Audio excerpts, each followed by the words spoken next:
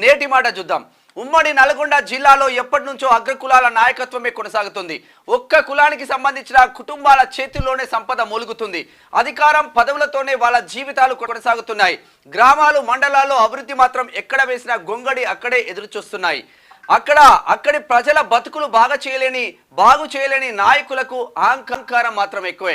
నాగార్జున సాగర్ కుడి కాలువ నీళ్లు పక్క రాష్ట్రానికి పారుతుంటే ఎడమ కాలువలో మాత్రం అక్కడి ప్రజల కన్నీళ్లు పారుతాయి.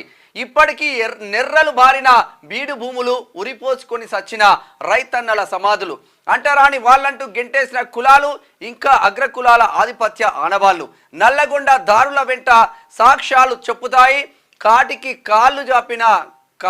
కాళ్ళు సాపిన పండు ముసలోళ్ళ ముఖాలు చిన్నబోయి కనిపిస్తాయి.